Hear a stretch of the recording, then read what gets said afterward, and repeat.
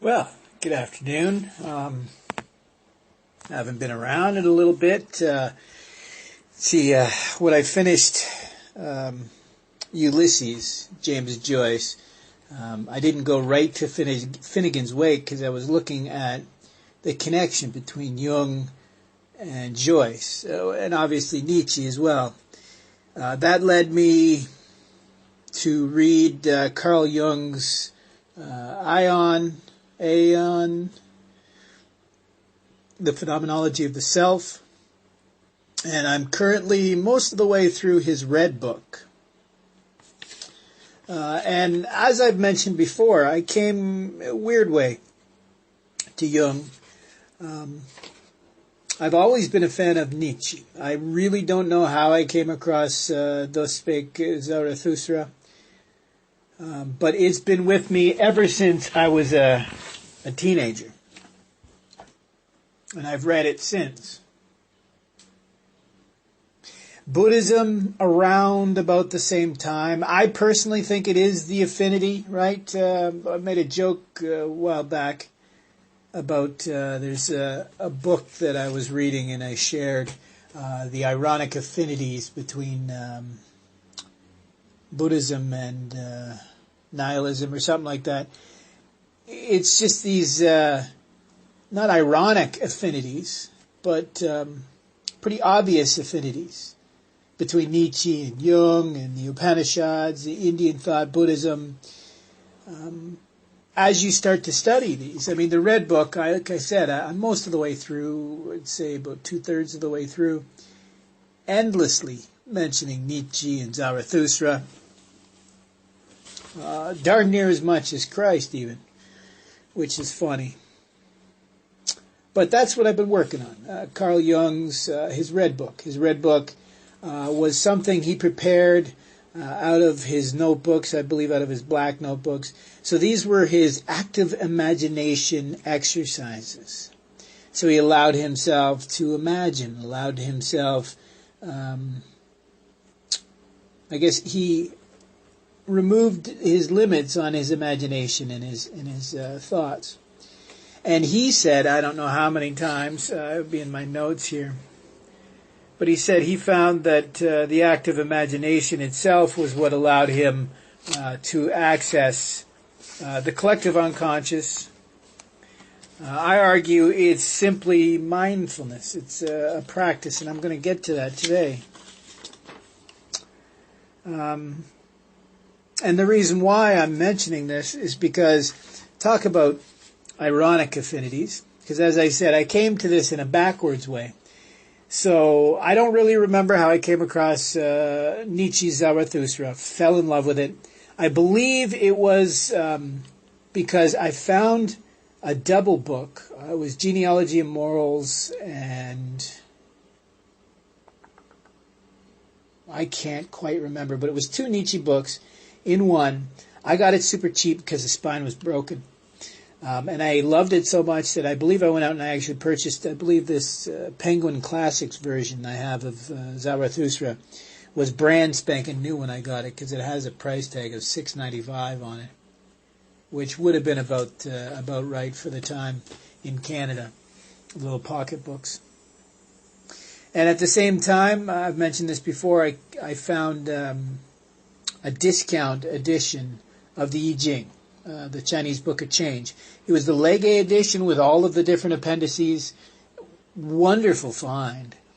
And it took me many years to really understand it because I was reading it as a regular book at first, and then I started to learn. And it wasn't until I developed my own way of accessing the I Ching. I was thinking about that this morning. I've developed my own way to access. So I use the coin method, but it's a modified coin method that matches the probability of the original yarrow sticks of the Chinese Book of Change, the I Ching. This is commonly known as an oracle, but I have always agreed, which is why I have an affinity for Jung, I've always agreed in the way that Jung explained what the I Ching was and how he used it, why he used it, and why he thought it was so beneficial. Jung accessed his intuition, his subconscious, his imagination. Arguably, his active imagination was, what would you call it, encouraged by the I Ching. He also used mandalas, doodling, right, as a way to access this sort of stuff, right? So for me, I came to it in a backwards way. As Carl Jung said, he found his soul in the East. For me, I don't know if I go so far as to say that, but I went east to find my way back home in the West. Right? So studying Nietzsche, which profoundly influenced Jung, studying the I Ching profoundly influenced Jung. So it was for that reason that I found this affinity for Jung and started reading about his stuff. If you've listened to my podcast, you know well that I'm a big fan of Modern Man in Search of a Soul. There's a book that I'm currently trying to find. It's selections from his letters. So the amount of stuff that Jung wrote is it's mind-boggling. So obviously, I've endeavored to read as much as I can, but that's going to be near impossible to get through everything, especially since it's pretty important to me that I get them in audiobooks, because it takes me much less time with the audiobook. But that's neither here nor there, because today, again, reading Carl Jung's The Red Book, the amount of information that I've been able to access, essentially proving my theory here that Jung's philosophy is found in Nietzsche's philosophy, is found in the Indian philosophy. So it makes sense how I've been talking about this idea of the philosopher's patient. So it's not just me that is Nietzsche's patient, the philosopher's patient, but it seems as though that Nietzsche also had Jung as a patient.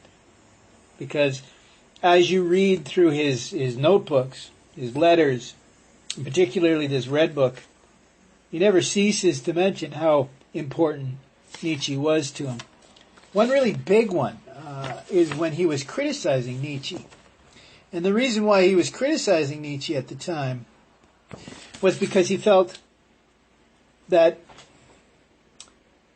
he was expecting someone of special character. And just like Nietzsche's criticism of Buddhism, Jung gives the very similar criticism of Nietzsche's philosophy. This idea that he was expecting too much. He was expecting that there could be more than just the odd few who could live for others. Or in Jung's case, what he was talking about here was someone who is willing to live for themselves, to understand what is tradition, what is expectation, what doesn't work for them, doesn't work for the time, or might not work for the future. Jung was arguing that Nietzsche expected this to be somebody special who was standing out from the crowd, yada, yada, yada. But he was wrong, because in the Red Book, Carl Jung mentions Nietzsche's idea of the transvaluation of all values. He actually says it verbatim. So if you understand the transvaluation of all values, then you understand that Nietzsche wasn't expecting someone to be unique, rare in that sense. What he was expecting, which is rare, but it doesn't have to be uncommon, is this idea of becoming an individual, truly authentic, to carve for yourself your own table of values. That's the transvaluation of all values. And Jung understood this because the heart of Jung's philosophy, I've mentioned this before, right? The happy fiction and finding the meaning that quickens. But part of this has to do with individuation. So becoming yourself. A big part of this is truly acting because of, what would you call that? Being an agent requires that this be done. Hold on. All right, sorry about that. Don't know where I got this red ink from, but so long story short, Jung understands how important this individuation is, to be oneself, to be an agent. I've mentioned this before, terribly important when it comes to healing and health. You have to be your own agent in healing, because otherwise you feel like a victim, and being a victim destroys your immune system, and it's a self-fulfilling prophecy. If you feel like you're a victim of your disease, you'll end up being a victim of your disease. If you feel like you're your own agent, then you will stand up for yourself, and it's just the way it works. So for me, it's funny because again, I'm reading all these books to document this to me a clear connection between Nietzsche, the Upanishads, essentially what blossomed into Buddhism, the Indian philosophy, how it influenced Nietzsche, Emerson, Whitman, and more, but most importantly for Jung, because I've been talking about trauma, transference, so there's an important aspect that I don't talk a lot about because I'm pretty comfortable where I'm at, which is religion, which is meaning, faith, trust, especially in doubt. For me, that's a pretty clear understanding. And I have been reading Jung for quite a while, so I've never understood why so many people think he's like a closet theist. For me, it's pretty clear that Jung, he may or may not be, but what he's talking about is religion isn't an affect that we can eliminate from our human experience. Religion is just something that it's one form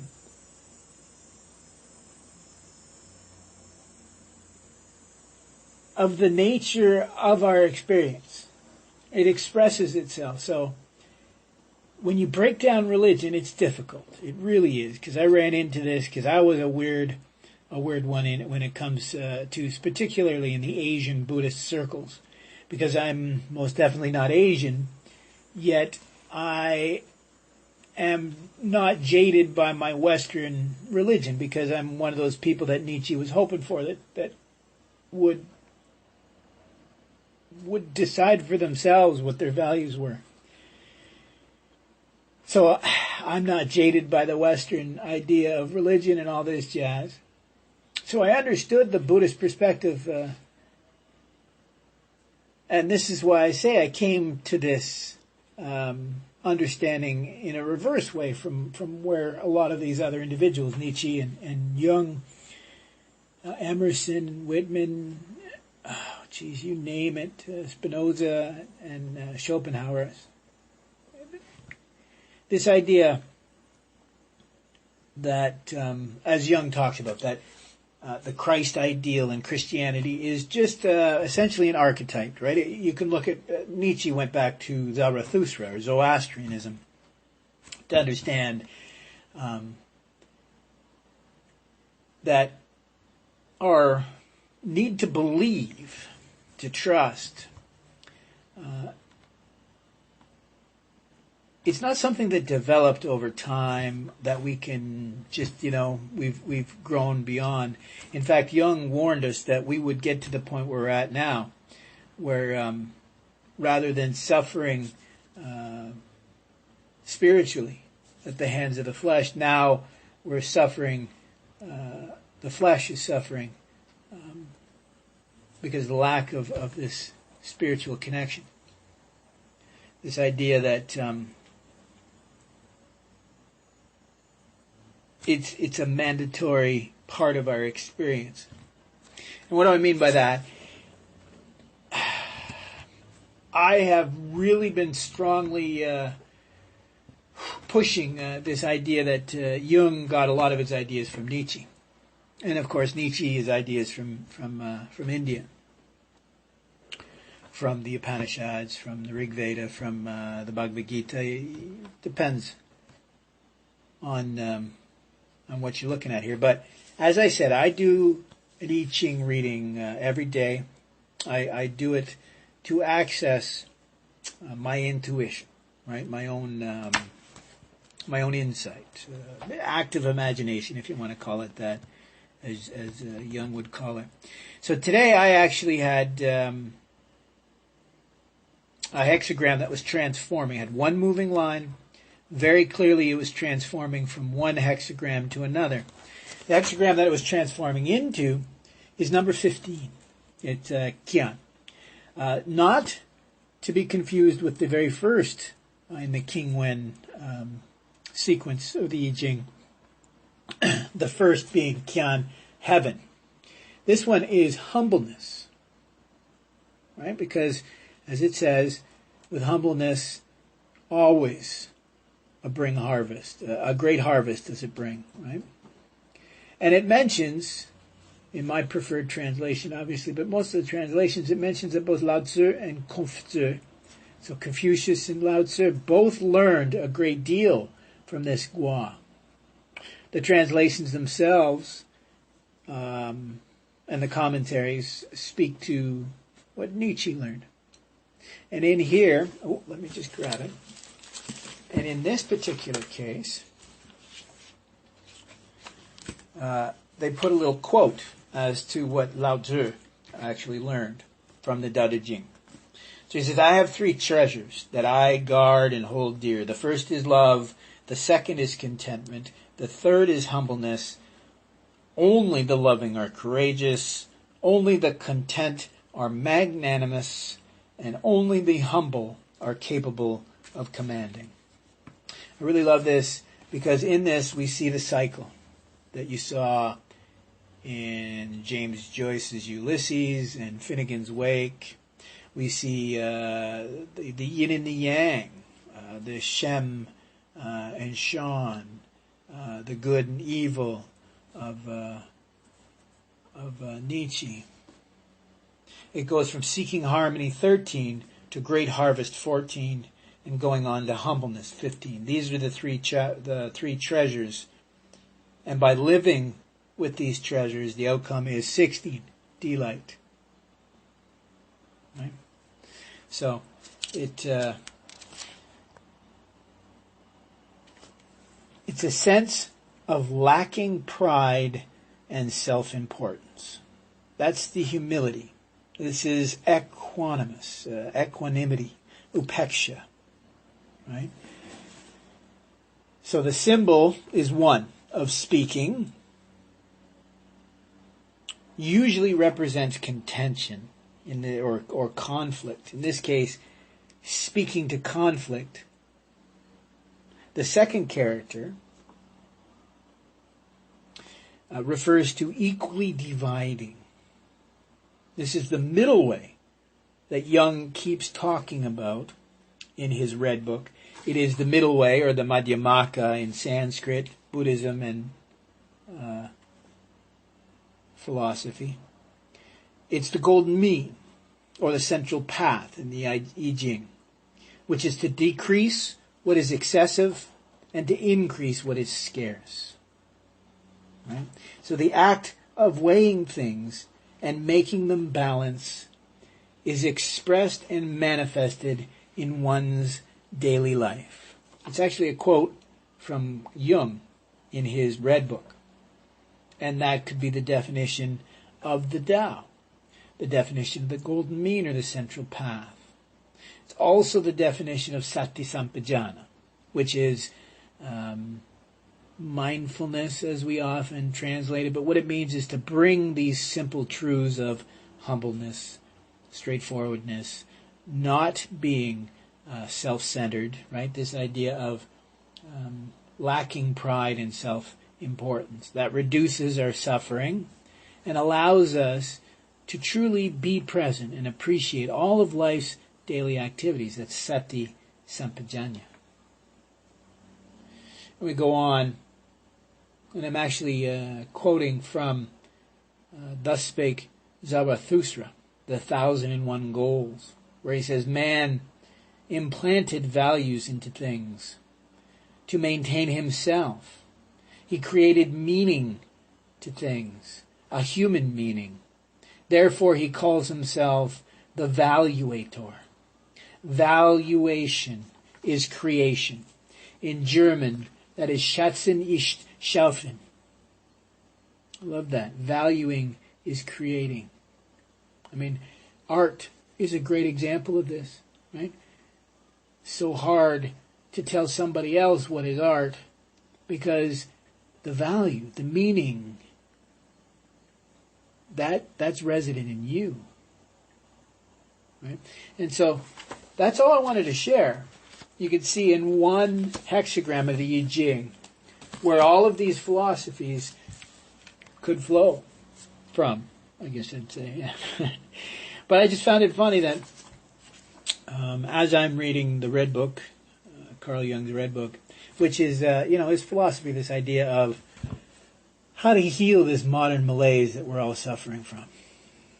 And for him, it's meaning, right? And John Vervaeke, Jonathan Pageau, and Jordan Peterson, Shinzen Jung. There's just a giant list of individuals who feel the same, that we're in a situation where we have a modern malaise, but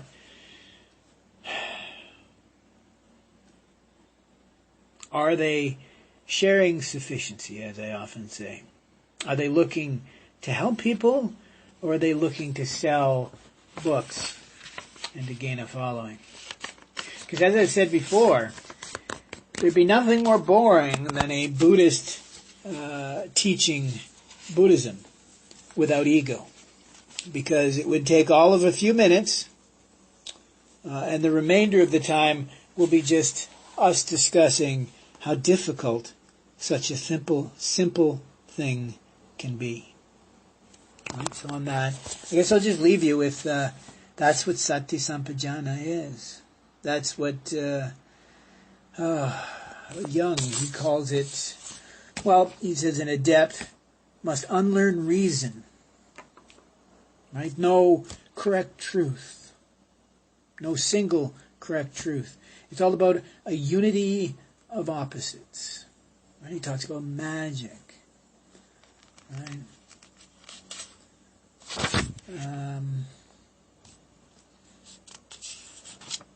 There's a lot of notes today, actually, now that I think of it.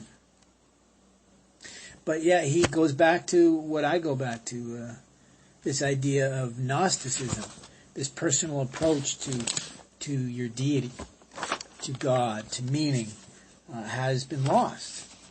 And that's the problem, right? Once we get back to a direct connection to divinity, to providence, right, which is where it needs to be. Once we achieve that, I guess the rest starts to fall into place, according to Jung, right? He talks about this dark solitude. And I wonder if, again, relates to the dark night of the soul with St. John, right? He says we have to practice solitude, right? And seriousness, not childish pursuits. He talks about an old gray man in his visions. And for me, that resonates because one of my aliases, my alter ego, is something called the Fearless More. It's a Gaelic, a Gaela idea, this of an old gray man, a man in the hills, right? Not unlike Jung's idea of water and the river, right? An old gray man can be wise, he can be your guide, but he can also be scary and dangerous. Just as Jung says in the Red Book, how water, right, it can heal and it can kill, it's evil and scary, like the snake, like the river, right? A unity of opposites. So for me, I found that funny. And one last little quote. I've said this for a long time, right? You never want to meet your idols. It's in his Red Book. Carl Jung actually mentions that to kill your idols, go one step further, right? I said, don't look at your idols, right? Because you'll be disappointed. He goes one step further and he says, you need to kill your idols, which is so true. We talked about this. I mean, I actually got this from a fairly simple book, Austin Kleon. This idea that to truly transvalue all values, one must, how can I put this? All right, so I'll give you an example. Doodling is not easy if you've never done it before. So for me, what I've gone and done is shortcut to mandala doodling, as Carl Jung did, is I've taken some adult coloring books, and I've taken out some that are fairly complicated, just black and white. And so what I'm doing is I'm actually tracing. I'm tracing the lines, which has some artistic, fluidity to it as well. But it's not simply about creation. It's also about being present. Because keep in mind, you are always creating, obviously. But the difference is presence. So you don't have to be creating the Mona Lisa. But if you are creating the Mona Lisa and you're not present and aware, then it's a waste of time. So even if you're just drawing circles, as what Jung would do, and one of my first, before I even started reading the Red Book, one of the first things I was doing was concentric circles. Well, I studied some of this stuff and gave it some thought and produced these mandalas. I just called it doodling. Carl Jung considers it spiritual, but that's only because he also felt that there was no separation between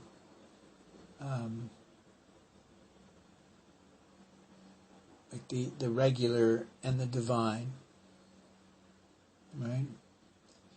And it makes sense because he said we need not be afraid of madness or of solitude. These things that tend to have negative energy attached to it, or we're a little bit nervous. He says greatness requires greatness. There's no avoidance. You must go your own way. That's why I said that dark solitude. Right? Those of us that are compelled to solitude, I think it's a dark solitude, like the dark night of the soul, that we must practice this solitude, right? Because we're desirous of knowledge, right? Because he talked about men who have an understanding should not only believe, but they should wrestle for knowledge to the best of their ability. I've talked about this before, that some of the greatest forecasters, which is the hardest thing for humans to do, but some of the greatest forecasters are those with the strong sense of doubt, particularly in their own theories. Right? So even if you're sure, or pretty sure, that you're on the right track, or even if you think you've solved all of the questions, the answers, even then, maybe we weren't asking the right questions. Maybe we were wrong all along. Maybe there's something more to be gleaned, right? That's why he felt this arguably childish pursuit of the active imagination was not wasted effort and was serious. But what he really means by serious and not childish pursuits is this idea of reverence, valuing. Anything you do can bring you the same benefit as long as intention is present. So, just a reminder, there is no end to these paths, to the doorway to entry to awareness. But it's you who must tread that path. So only you can come to know thyself.